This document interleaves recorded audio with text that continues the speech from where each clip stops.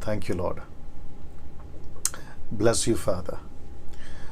दोस्तों जय मसीह, बहुत बहुत स्वागत है आप सभी का आज के तीसरे दिन पर, जिसकी हम स्टडी चालू कर रहे हैं 3 दिन से, और जिसका नाम है the book of Daniel, study on the book of Daniel. दोस्तों फिर से आपके बीच में उपस्थित हूं और आशा करता हूं कि आप लोग वहां जिस किसी भी देश से, राष्ट्र से देख रहे हैं, आप सब सुरक्षित होंगे, ऐसी उम्मीद रखता हूं। चलिए दोस्तों, मैं आपको बताना चाहता हूं कि आज का भी चैप्टर पिछले 2 चैप्टरों की तरह अद्भुत होने जा रहा है, जिसकी तैयारी हमारी तरफ से, हमारी टीम की तरफ से हमने पूरी कर ली है, और आशा करता हूं कि आपने भी अपनी तैयारी पूरी कर ली होगी। अगर आप लोग सब तैयार हैं तो मैं यहां से शुरू होना चाहूँगा, लेकिन जो बेसिक चीज़ें हैं वो जल्दी से आपके बीच में रख देते हैं। जी दोस्तों, आपको आवाज़ ठीक से पहुंच रही है तो वो बता दें, मेरे को भी दिखा दो। अगर विजुअल सब क्लियर हैं तो वो बता दें जी, ताकि हम यहां से जी आगे बढ़ना चाहूँगा ना। दोस्तों, कुछ जो शहर से लोग मुझे देखते हैं, या व्यूवर्स या सब्सक्राइबर्स, और वो चाहते हैं कि उनका नाम, उनके शहर का नाम, वो जहां से मुझे देखते हैं, फॉलो करते हैं, मैं उन सभी शहरों का नाम लूँ। अब दिक्कत ये होती है कि जो स्टडी में बना के लाता हूँ, मेरा फोकस पूरा उसमें होता है, तो कभी कभी कुछ नाम मुझसे छूट जाते हैं, और जिसके चलते जो है मैं नाम ले नहीं पाता हूँ। बट मैंने क्या किया है कि वो सभी नेशनली या इंटरनेशनली आप लोग जहाँ से भी देखते हैं वो सब कुछ मैंने यहाँ पे डाल दिया है। मुंबई है, पूना है, नागपुर है, पंजाब है, गुजरात है, कर्नाटका है, आंध्र प्रदेश है, तमिलनाडु है, उड़ीसा है, राजस्थान है, हरियाणा है, कोल्हापुर है, शोलापुर है, छत्तीसगढ़ है। भारत से काफ़ी लोग देखते हैं, इसलिए भारत का नाम ज़्यादा है यहाँ पर। झारखंड है, सिलीगुड़ी है, हिमाचल प्रदेश है, जम्मू कश्मीर है, शिमला है, कोलकाता है, आसाम है, बांग्लादेश या बांग्ला बोलते हैं, नासिक है, दिल्ली है, गोवा है, जो नॉर्थ के लोग हैं, मतलब एनसी हिल्स, नागालैंड, सिक्किम, वो आ जाता है यहाँ पे। उत्तराखंड है, रांची से काफ़ी लोग देखते हैं। और फिर ये रहा पूरा इंटरनेशनल व्यूवर्स, पाकिस्तान है, नेपाल है, श्रीलंका है, साउथ अफ्रीका है, न्यूजीलैंड है, यूके या यूएसए, यूके यूएसए से भी है, इजराइल से भी काफ़ी लोग देखते हैं। जो हिंदी वाले वहाँ बसे हैं, मतलब जो भारत के या पाकिस्तान से या जहाँ से भी जो हिंदी भाषा समझते हैं, उन सभी को भी मैं उनको जोड़ रहा हूँ। इटली से काफ़ी लोग देखते हैं। अरब कंट्री में बहुत कुछ आ गया, आपका क्या कहते हैं, इराक आ गया, दुबई आ गया, काफ़ी लोग वहाँ से भी कॉल करते हैं या रिस्पांस देते हैं। लंदन से काफ़ी लोग जुड़ रहे हैं, कुछ लोग अभी जुड़े हैं, आपका भी बहुत बहुत स्वागत करता हूँ। बेल्जियम से, मॉरिशस से और ऑस्ट्रेलिया से। अगर मैं किसी का नाम इसमें जोड़ना भूल गया हूँ, जो कि कल हम इसको अपडेट कर देंगे, तो आप लोग मेरे नोटिस में या मेरे नॉलेज में लेकर आए, ताकि जो है हम उसको डाल सकें। चलिए दोस्तों, मैं वापस कहता हूं कि ये 12 दिन का टीचिंग था, या टीचिंग अभी चल रहा है, तीसरा दिन है आज का, और आज तीसरा दिन है, और कल का मैं समझता हूं अद्भुत रहा होगा। फेसबुक पे अगर मैं भी गलत नहीं हूं तो मुझे लगता है कि 29,700 या 800 अभी तक लोग देख चुके हैं कल वाली वीडियो, और यूट्यूब पे कल से लेकर अभी तक 10,000 लोग, और जो पहला दिन का था मैं समझता हूं कि वो 50,000 के ऊपर जा चुका है। तो अगर मैं गलत नहीं हूं कि मात्र 2 दिन में 1 लाख लोग जो है अभी तक जो है टीचिंग को देख रहे हैं, सुन रहे हैं जी। उसको देख लीजिए, थोड़ा सा पावर बढ़ा दीजिए ना दोस्तों। टर्बो देख लीजिए ना दोस्तों। जैसे ये द बुक ऑफ डैनियल अपने आप में अद्भुत पुस्तक है। मैं कल कह रहा था कि इसको क्रिश्चियंस तो पढ़ते ही पढ़ते हैं, क्रिश्चियंस यानी कि क्राइस्ट फॉलोवर देखते तो देखते हैं, पढ़ते तो पढ़ते हैं, लेकिन साथ ही साथ जो एथिक्स हैं, नॉन क्रिश्चियंस हैं, साइंटिस्ट हैं, या फिर मुस्लिम्स हैं, या फिर और भी कई लोग हैं, वो तक पढ़ते हैं, ये मुझे पता चला है।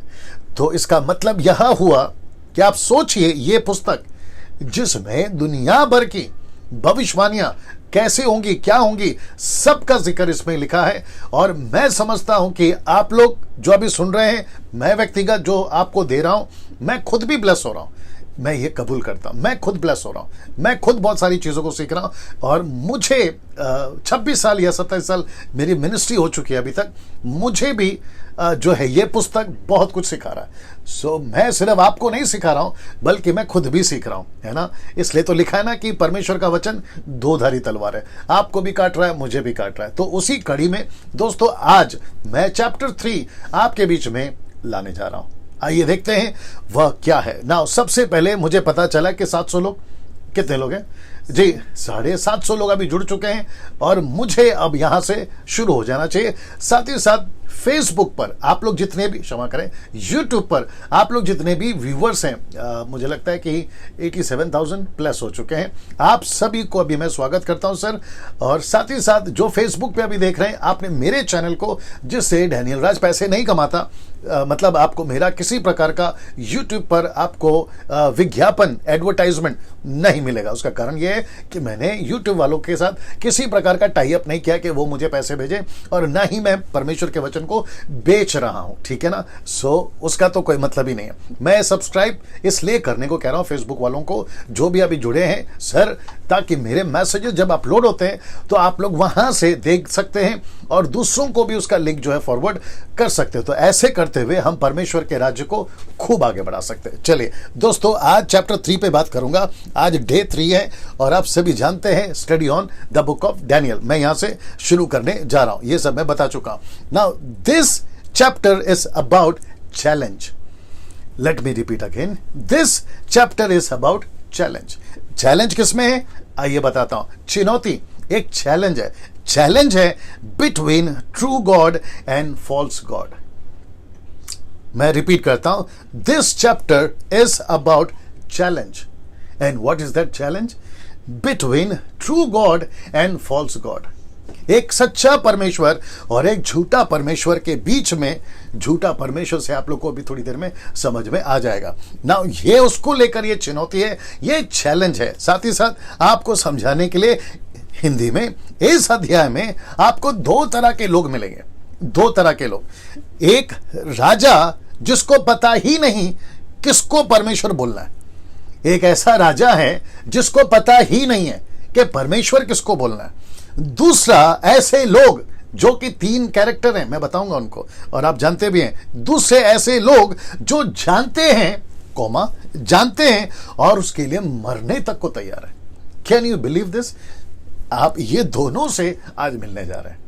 तो मैं फिर पूछूंगा क्या आप लोग अपनी तरफ से तैयार हैं? और मैं आपको फिर बता दूं, आपको खूब मजा आएगा। यूट्यूब वालों, आप जब इसको देख रहे होगे, अभी तो खैर फेसबुक पे लाइव चल रहा है, जब आप लोग यूट्यूब पे देख रहे होगे, मैं आप सभी को रिक्वेस्ट करता हूं, आप जब भी, वो चाहे प्रकाशित की पुस्तक हो, रैप्चर के ऊपर टीचिंग हो, और अभी ये द बुक ऑफ डैनियल, आप सब काम छोड़कर ही इसको देखा करिएगा, क्योंकि अद्भुत चीजें आपको इसमें मिलने जाती होंगी, ठीक है ना। सो आप सभी लोग बिल्कुल तैयार होंगे, ऐसी आशा के साथ में अब यहां से बढ़ूंगा। तो वापस से आपको मैं दिखा देता हूं कि this chapter is about challenge between true God and false God. और साथ ही साथ में यहां पे 2 कैरेक्टर आपको मिलेंगे। एक है राजा नबूकदनेस्सर, जिसको पता ही नहीं है कि परमेश्वर किसको बोलना है।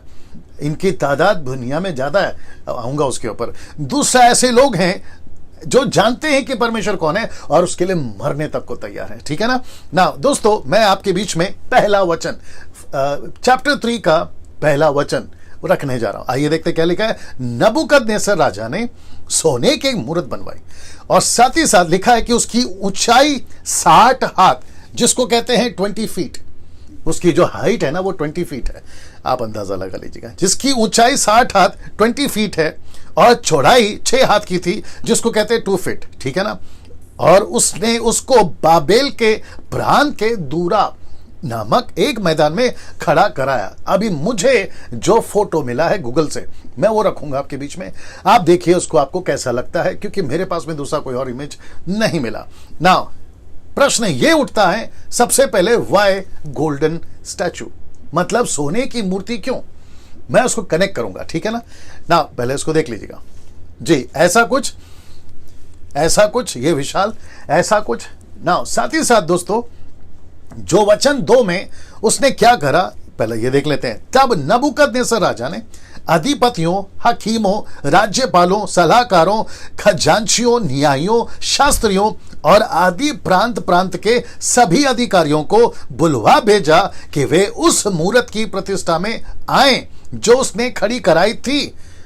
ना मैं चाहता हूं कि पहले आप ये पढ़ लीजिए और फिर प्रश्न उठेगा। अच्छा, मैं फ्रेम में ठीक हूं, कहां तक दिख रहा हूं देख लीजिएगा, ठीक है ना, और कहां तक आना है, क्योंकि कुछ लोगों ने मुझे कहा है और मैं जैसे आपको कह रहा हूं कि मैं आपकी एडवाइस को लेता हूं, आपको स्क्रीनशॉट लेना होता है। मेरा हाथ कभी कभी बीच में आ जाता है, मैं कभी कभी बीच में आ जाता हूं। अगर ऐसा है तो आप लोग टीम जो है मुझे बताएं। चलिए ठीक है, मेरा दिखना तो स्वाभाविक है, बट मैं चाहता हूं कि सबसे ज्यादा ये हाईलाइट हो, ठीक है ना। चलिए दोस्तों, वापस आते हैं कि राजा ने, मैं वापस क्वेश्चन डाल देता हूं, वाई गोल्डन स्टैचू, मतलब सोने की मूर्ति ही क्यों, ये मूर्ति ही क्यों।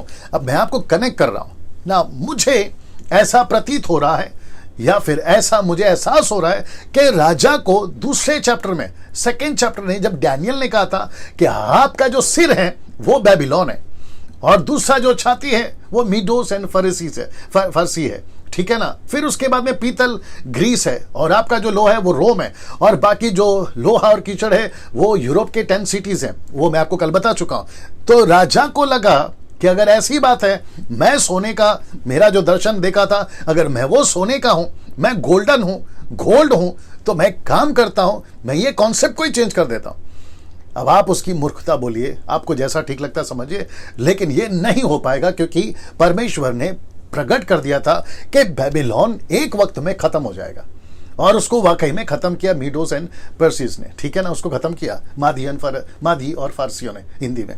अब ये देख लीजिए, ये सबको क्यों बुला सोचने वाली बात है। इसने किस किस को बुलाया पहले देख लीजिए, अधिपतियों को, हकीमों को, राज्यपालों को, सलाहकारों को, खजांचियों को, न्यायियों को, शास्त्रियों को, आदि आदि प्रांत प्रांत के सभी अधिकारियों को, सबको बुलवाकर भेजा कि मेरे इस इनॉग्रेशन में जो मैंने मूर्ति बनाई है उसके उद्घाटन में आप लोग आइए। पता है क्यों? क्योंकि वो डिक्लेयर करना चाहता था, मैं आपको रखने जा रहा हूं, वो डिक्लेयर करना चाहता था कि अब चांदी नहीं चलेगा, अब पीतल नहीं चलेगा और लोहा नहीं चलेगा। मतलब ना तो मादी और फरासी चलेगा, ना तो ग्रीस चलेगा, ना किसी प्रकार का रोम चलेगा, ऐसा कुछ नहीं चलेगा, सिर्फ बेबीलोन चलेगा, जो कि पॉसिबल नहीं है। परमेश्वर ने कह दिया था और वही होने पर होगा, ठीक है ना। ना दोस्तों, आपको समझना होगा कि ये जो हरकत या ये जो एक्टिविटीज नबूकदनेस्सर राजा ने सबको बुलाकर करी और वो पूरी दुनिया को बताना चाहता था कि मैं हूं बेबीलोन और मैं हूं वो स्टैचू जिसको सिर्फ सोने का बना। अब ऐसी भी विचारधारा है कि सब कुछ सोने का तो नहीं हो सकता, ऐसा हो सकता है कि लकड़ी का हो, मिट्टी का हो या जो भी हो, लेकिन उसने उसके ऊपर सोने की क्या कहते हैं ना, लेयर चढ़ाया होगा या जो भी है, लेकिन उसने ये देखा कि ये सोने का दिखे। अब आपको समझना होगा कि राजा नबूकदनेस्सर तीसरे अध्याय में डरा हुआ है, वो बौखला गया है, उसको नहीं समझ में आ रहा है मैं कैसी अपना सत्ता, अपना किंगडम बचा के रखूं, जिसके चलते ये तीसरा चैप्टर आपके बीच में आ गया। और मैं समझता हूं ये बहुत जरूरी है, क्योंकि तब की मसीहत को, आपकी मसीहत को, और अगर आगे यीशु के आगमन में देरी होती है, तब तक भी अगर मसीहत रहती है, तो ये जो तीसरा चैप्टर है, आज जैसे आप सीखोगे आपको एहसास हो जाएगा ये तीसरा चैप्टर क्या सिखा गया था तब, क्या सिखा रहा है अब और क्या सिखाएगा आने वाले दिनों में। ओके ना दोस्तों, मैं चाहता हूं कि वचन 3 आपके बीच में रखूं। लिखा है कि तब अधिपति, हाकिम, राज्यपाल, सलाहकार, खजांची, न्यायी, शास्त्री आदि प्रांत प्रांत के सभी अधिकारी नबूकदनेस्सर राजा की खड़ी कराई हुई मूरत की प्रतिष्ठा के लिए इकट्ठे हुए और उस मूरत के सामने खड़े हुए।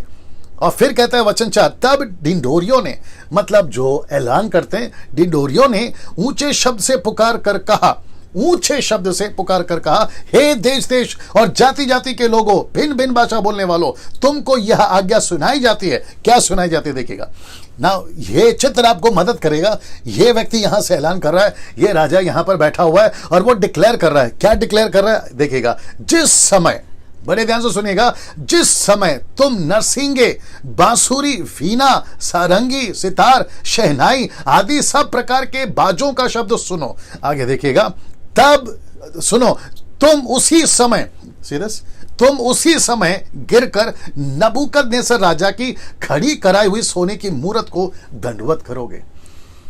ऐसे मुंह के बल गिरोगे और उसको दंडवत करोगे, वर्शिप करोगे। दूसरे शब्दों में किसको? मूरत को ना। दोस्तों इसको देखिए, जैसे ही ये फूका जाएगा, जैसे ही कोई म्यूजिक बजेगा, जैसे ही कोई संगीत बजेगा, आपको उस मूर्ति के सामने झुकना है। और किसको किसको कहा है, मैंने पूरी लिस्ट बता दी है। दूसरे शब्दों में जितने भी उस प्रांत में लोग रहते थे बेबीलोनियन में या आसपास में, उन सबको, हाई अथॉरिटीज को, गरीब को, अमीर को, सबको उसने बोला आपको आना है और मेरे स्टैचू को वर्शिप करना है, झुकना है जब जब ये म्यूजिक बजेगा। वापस कहता हूं क्यों, क्योंकि दूसरे चैप्टर में आपने देखा था कि वो सर उसका सिर्फ सोना है, बाकी चांदी है, पीतल है, लोहा है। वो डिक्लेयर करना चाहता था कि अब सिर्फ मैं ही हूं, ना तो मादी फरसी आएगा, ना ग्रीस आएगा, ना किसी प्रकार का रोम आएगा, सिर्फ मेरा राज रहेगा, जो कि पॉसिबल नहीं है। मैं आपको बता चुका। वचन 6, और जो कोई गिरकर, अब ये इंपॉर्टेंट है, इसका डर आपको दिखेगा, लिखा है जो कोई गिरकर दंडवत ना करेगा वह उसी घड़ी धधकते हुए भट्टे के बीच में डाल दिया जाएगा। भट्टे का मतलब है आग, फायर, ठीक है ना, उसमें डाल दिया जाएगा। नाउ ये वचन से आपको ऐसा नहीं लगता है कि राजा जबरदस्ती, जिसको कहते हैं फोर्सफुली, सब पर अपना सत्ता, सब पर अपना हुक्म और सब पर अपना दबदबा रखना चाहता था? और ऑफ कोर्स वो राजा है, पूरी दुनिया का राजा। मैं आपको बता चुका हूं कि पहले चैप्टर, दूसरे चैप्टर में भी। अब उसने डिक्लेयर कर दिया कि अभी जब होगी आराधना, वर्शिप अगर होगी, पूजा अगर होगी, तो सिर्फ मेरी मूर्ति की। और आपको पता है, परिणाम देता हूं, मैं आपको बताता हूं वचन 7 में क्या लिखा है। इस कारण उस समय जो ही सब जाति के लोगों को नरसिंगे, बांसुरी, वीणा, सारंगी, सितार, शहनाई आदि सब प्रकार के बाजों का शब्द सुन पड़ा, त्यों ही देश देश और जाति जाति के लोगों ने और भिन्न भिन्न भाषा बोलने वालों ने घिरकर उस सोने की मूरत को जो नबूकदनेस्सर राजा ने खड़ी कराई थी, लिखा है दंडवत किया। They worship the statue. Can you believe this? आप नहीं समझे शायद। इसका मतलब है कि उस वक्त की जो गवर्नमेंट थी, यानी कि नबूकदनेस्सर, उस वक्त का जो किंग था, जैसे ही उसने कहा यह होना ही चाहिए, और आपको पता है कि पब्लिक ने एक्सेप्ट कर लिया। हाँ, मैं रिपीट करता हूं, किसने एक्सेप्ट कर लिया? पब्लिक ने एक्सेप्ट कर लिया। इसको कहते हैं मेजॉरिटी विंस। जहां पे सबसे ज्यादा मेजॉरिटी है वहीं पे जीत होती है। लेकिन उस मेजॉरिटी में आपके बीच में मैं 3 कैरेक्टर को लेकर आ रहा हूं। हाँ, वापस कहता हूं कि भीड़ के पीछे कभी नहीं जाना। जहां पे देखिए, आजकल मैं आपको बताता हूं, अब कैसा लगता है मुझे नहीं मालूम, YouTube पर भी कभी कभी ऐसा होता है, यार किसको सुने, तो हम देखते हैं कि किसके फॉलोवर ज्यादा है, किसके सब्सक्राइबर्स ज्यादा है। हम देखते हैं कि पहला, अरे अच्छा इसको इतने सारे फॉलो करते हैं तो चलो हम देख। ये नहीं देखते हैं कि वो सही है या गलत है। तो आपको क्वांटिटी नहीं देखना है, आपको क्वालिटी देखना है। ये आपको समझ में आना बहुत जरूरी है। अच्छा, साथ ही साथ आप लोग जब मार्केट में जाते हो या कोई चीज खरीदते हो, तो आप लोग उसका रिव्यू देखते हो। आप उसको देखना चाहते हो कि इसको कितने लोगों ने पसंद किया, इसको कितने लोग चाहते हैं। तब जाकर आप बोलते हैं यार जब इतना फेमस है, लोग इतना पसंद कर रहे, तो एक काम करते हैं, चलो इसी के ऊपर जो है बात करते हैं। और इसी के चलते कभी कभी गड़बड़ हो जाता है। लेकिन समझदार वही है जो देखता है कि क्वालिटी क्या है। लेकिन ये लोग समझदार नहीं निकले, ये नहीं निकले सर। ये इसको कहते हैं ना, बहती नाली में या बहते सागर में या बहते पानी में हाथ धो लो। ये वैसा चक्कर है, जहां सब जा रहे हैं वहां पर हम जा रहे हैं। अभी मुझे नहीं पता कि मुझे कौन सुन रहा है, मेरा कोई हिंदू भाई, मेरा कोई मुस्लिम भाई, या फिर आप यीशु को नहीं मानते हैं। जैसी जा रही है ना जनता, जैसा चल रहा है, कुछ लोगों को बोलो तो क्या बोलते हैं मालूम है? अरे किसने देखा है नरक और स्वर्ग? अरे किसने देखा यीशु मसीह सच्चा है कि नहीं? अरे किसने देखा न्याय होगा कि नहीं होगा? जैसा चल रहा है चलने दो।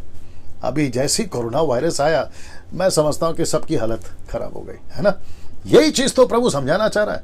अब आपको जानना जरूरी है कि ऐसी अवस्था में जहां पे कुछ चीजें होती है, अपना दिमाग लगाइए। मैं रिपीट करता हूं, अपना दिमाग लगाइए। अगर आपने अपना दिमाग नहीं लगाया, आप किसको फॉलो करते हैं? अपना दिमाग लगाइए। आप किसको सुनते हैं? अपना दिमाग लगाइए। इवन मैं मसीहों से भी कहना चाहता हूं, मसीहत में भी अपना दिमाग लगाइए।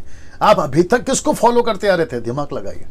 जहां सब जा रहे हैं, अरे अच्छा है, सब बोल रहे हैं अच्छा है तो चलो अच्छा है, नो, ऐसा मत करिए ना। मैं समझता हूं कि आप ये समझ गए होंगे यहां तक। तो पब्लिक ने एक्सेप्ट कर लिया। दिमाग में पिक्चर बनाइए कि मूर्ति की स्थापना हो चुकी है, पूरे जगत में डिक्लेयर हो चुका है। राजा नबूकदनेस्सर को सुकून की नींद आ रही है और उसने स्थापना कर दिया, डिक्लेयर कर दिया कि अब मूर्ति ही, कौन सी? गोल्डन वाली, वही परमेश्वर है। उसका जो बाल है मैं उसका जिक्र करूंगा, बाल देवता मैं उसका भी जिक्र करूंगा, वही परमेश्वर है। अब पूरी दुनिया इसी को मानेगी। ना तो ग्रीस आएगा, ना भादी फरासी आएगा और ना रोम आएगा, कोई नहीं आएगा। सिर्फ बेबीलोनियन का ही राज चलेगा, राजा नबूकदनेस्सर, और उसकी जो जितनी वंशज है वही राज करेंगे, ऐसा डिक्लेयर होता है। लेकिन जैसे ये स्थापना हो गया दोस्तों, आपके बीच में मैं रखने जा रहा हूं ये जिसको कहते हैं हियर कम्स द चैलेंजर्स।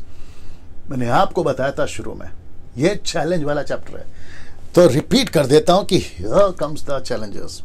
ये जैसे ही आते, ये कौन है मैं आपको बताता हूं। इनका यहूदियों वाला नाम रखूंगा, ना कि बेबीलोनियंस जो नाम दिए था ना वो नहीं रखूंगा। इनका नाम है, पहला हिंदी और इंग्लिश देख ले, पहला इंग्लिश देख लेते, हनन्याह, मिशाएल और अजरिया।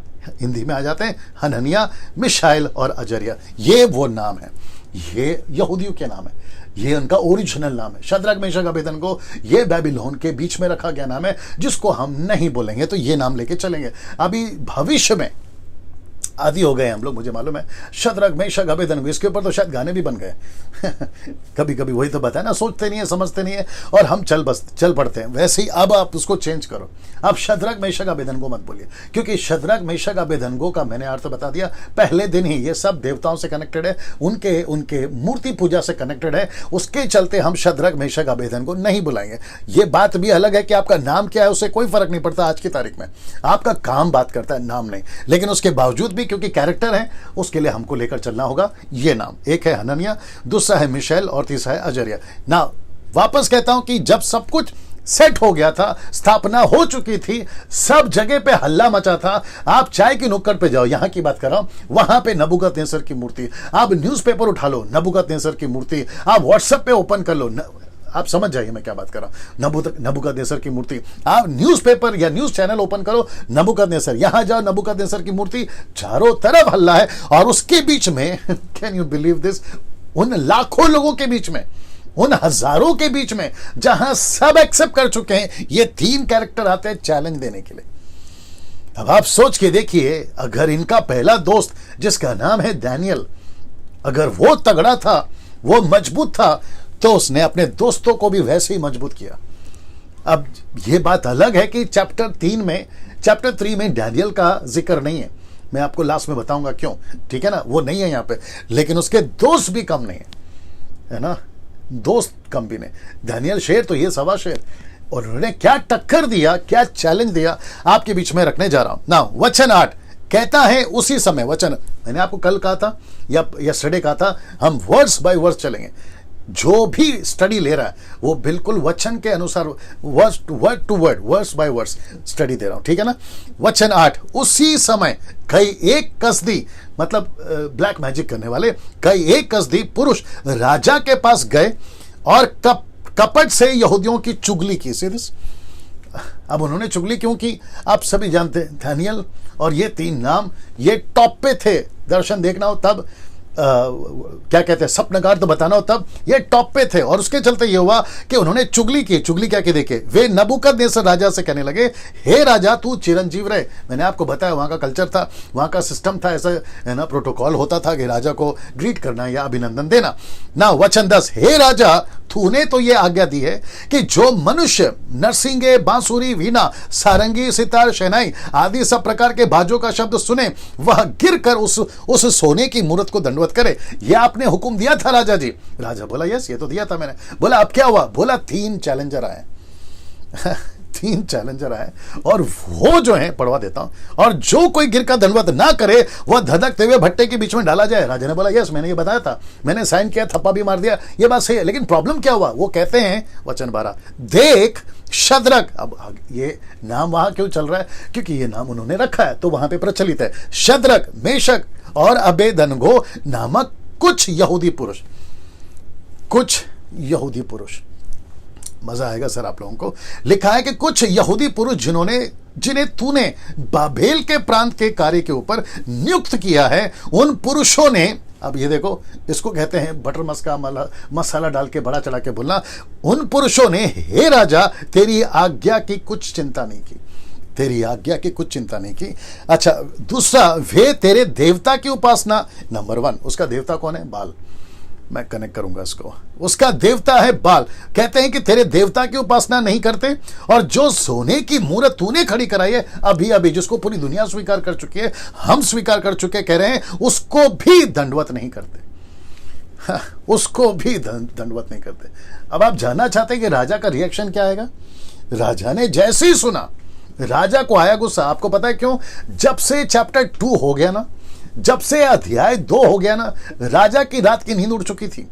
मेरे बाद एक और राजा आएगा, फिर उसके बाद एक और राजा आएगा, फिर उसके बाद एक और राजा आएगा, मतलब मेरा राज्य खत्म, बेबीलोन खत्म हो जाएगा वर्ल्ड के मैप से।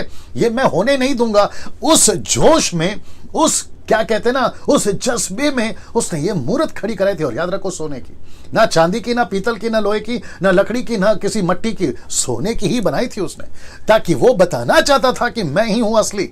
लेकिन उनको चैलेंज देने के लिए जब ये 3 कैरेक्टर आए, तो देखिए वचन 13 क्या कहता है। कहता है कि तब नबूकदनेस्सर ने रोष और जलजलाहट में आकर आज्ञा दी कि शद्रक, मेशक, अबेदनगो को लाओ। तब वे पुरुष राजा के सामने हाजिर किए गए, और ये रहे वो 3 कैरेक्टर। मुझे नहीं पता यहां कैसे दिख रहा है, सब ठीक दिख रहा है ना? ये रहे वो 3 कैरेक्टर, ये पेश किए गए, ये उनके बीच में। यहां सब ठीक चल रहा है, जैसे मैंने कल बोला था वैसा वाला, ठीक है ना? ये रहे 3 कैरेक्टर, और जैसे ही ये 3 कैरेक्टर सामने आते हैं ना, मुझे आपको ये बताने दीजिए कि जब ये एंट्री करे ना, ये पूरी तरह से प्रिपेयर्ड थे। मैं कैसे बताऊं आपको, ये पूरी तरह से प्रिपेयर्ड थे। मतलब इनको एहसास था हम कहां जा रहे हैं, किस बेस पे हमको पकड़ा गया है, किस गुनाह के लिए हमको पकड़ा गया है, और ऐसे पूरी तरह से ये माइंड में तैयार थे। मैं हर चीज कनेक्ट करूंगा, मेरे साथ में बने रहेगा, ठीक है ना? आपको बहुत मजा आएगा। यूट्यूब वालों आपको मजा आएगा, फेसबुक वालों सर आप लोगों को मजा आएगा, मेरे साथ में बने रहे। जैसे ही इनकी एंट्री होती है, ये पूरी तरह से तैयार थे ना। दोस्तों इसको देखिए, वचन 14, नबूकदनेस्सर ने उनसे पूछा, हे शद्रक, मेशक और अबेदनगो। देखिए ना, यहां पर इज्जत है, ना यहां सम्मान है, सीधा टोन आता है, हे शद्रक, हे मेशक, हे अबेदनगो। आगे देखते क्या हुआ। तब लोग, तुम लोग जो मेरे देवता की उपासना नहीं करते, नंबर 1, मेरी खड़ी कराई हुई सोने की मूर्त को दंडवत नहीं करते, सो क्या तुम जानबूझकर ऐसा करते हो? मतलब राजा यहां पे बोल रहा है, अच्छा ठीक है, मैं चाहता हूं कि मेरे देश में, मेरे शहर में, कल के न्यूज़पेपर में, कल के व्हाट्सएप पर, कल के अखबार में ऐसा कोई न्यूज़ नहीं जाना चाहिए कि 3 लोगों ने राजा की मूर्त को बगावत करी और मुझे चैलेंज दिया। एक काम करो, यहीं पे निपटा देते हैं। अगर तुमने जानबूझ के किया है, मैं तुमको सेकेंड चांस देता हूं। कहां लिखा है मैं आपको बताता हूं। नबूकदनेस्सर की धमकी पहले देख लीजिए, नबूकदनेस्सर की धमकी और आग का डर। मैं रिपीट करता हूं, ये रिपीट होगा, ये कनेक्ट करूंगा। नबूकदनेस्सर की धमकी और ब्रैकेट में डाल दिया है आग, अंडरलाइन, ठीक है ना? आग का डर, ये आग का डर उसको दे रहा था। वापस आपको बता देता हूं। वो कहता है कि तुमने जानबूझ के किया। अगर ऐसी बात है, जरा दिखा देते हैं, वचन को पढ़वा देते हैं, ठीक है ना? ये देख लीजिए, यदि तुम अभी तैयार हो, सी, यदि तुम अभी तैयार हो कि जब नरसिंगे, बांसुरी, वीणा, सारंगी, सितार, शहनाई आदि प्रकार के बाजों का शब्द सुनो और उसी क्षण गिरकर मेरी बनाई हुई मूर्त को दंडवत करो।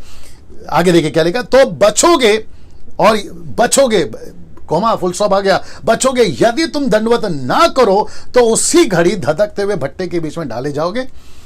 फिर ऐसा कौन सा देवता है जो तुमको मेरे हाथ से छुड़ा सके? आप नहीं समझे अभी भी, आपको वापस ले चलता हूं, ये थी उसकी, कहां गया, ओके, ये थी उसकी गीदड़ भक्ति, धमकी, माफ करें, इसको कहते हैं गीदड़ धमकी। उसने कहा, नबूकदनेस्सर ने धमकी दी, मैं तुमको आग में डाल दूंगा। मैं आग को इतना हाईलाइट क्यों कर रहा हूं? मजा आएगा सर आपको। वापस कहता हूं, मैं आग को इतना हाईलाइट क्यों कर रहा हूं? क्योंकि नबूकदनेस्सर की मूर्त की ये 3 लोगों ने चैलेंज दिया। ओके, मैं आपको दिखा देता हूं। 3 लोगों ने जो चैलेंज दिया, उन्होंने राजा को इतना हिला दिया। वो राजा कहता है कि अभी मैं तुमको एक लास्ट मौका दे रहा हूं, अगर अभी तुम मन फिराते हो, आपका अपना डिसीजन चेंज करते हो, तो मैं तुमको आग में नहीं डालूंगा। लेकिन अगर तुमने मन नहीं फिरा और तुम अपने में ही अड़े रहे, तो फिर देखो मैं तुम्हारे साथ क्या करता, तुमको आग में डाल दूंगा। और साथ ही साथ वो कहता है कि ऐसा कौन सा देवता होगा जो तुमको मेरे उस आग से छुड़ा सके। ये रहा नबूकदनेस्सर का चैलेंज। और अब आ रहे हैं इनका चैलेंज। आइए देखते हैं। सबसे पहले मैं कुछ दिखाता हूं। मैं वापस कहता हूं, उसने आग की धमकी दी ना, आइए कुछ दिखाता हूं। ये चित्र देख लीजिए आप, ये चित्र देख लीजिए। ये चित्र बताता है कि मूसा को परमेश्वर ने पहला दर्शन दिया आग में। ये चित्र बताता है निर्गमन की पुस्तक उसका 19वां अध्याय, जब 10 आज्ञा देना था सिनाई पर्वत पर आग में आकर दिया, वहां पे भी आग था।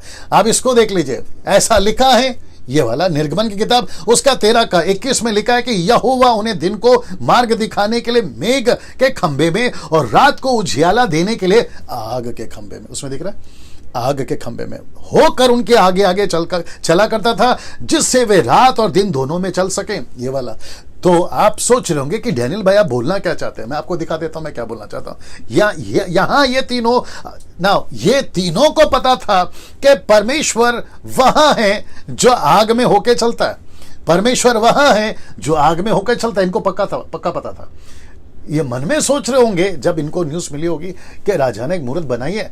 ये तो पहले से कंफर्म था कि हम तो नहीं झुकेंगे, क्योंकि हम तो परमेश्वर के लोग हैं, हम तो यीशु वाले लोग हैं, हम तो पवित्र आत्मा वाले लोग हैं, हम तो यहोवा वाले लोग हैं, एलोहिम जिसको कहते हैं, हम तो पवित्र आत्मा से भरे हुए लोग हैं, उद्धार पाए हुए लोग हैं, हम किसी के सामने नहीं झुकेंगे। अच्छा, इनको ये भी पता चला अगर नहीं झुकेंगे तो किस में डालेंगे, आग में डालेंगे। तो तीनों हंसे होंगे, बोलेंगे अच्छा आग वाला डर दे रहा है, इसलिए मैंने कहा ना धमकी किसकी दी है, आग की। आग को ब्रैकेट किया था, आपको याद आ गया। तो ये कह रहे हैं कि जिस आग को हमारे पूर्वज जानते हैं, वो आग हमारी कुछ नहीं कर सकी। वो आग में से हम निकले हैं, 10 आज्ञा आग में से निकली है। आपको यह भी बता दूं कि पवित्र आत्मा जब उतरा था उधर भी आग था।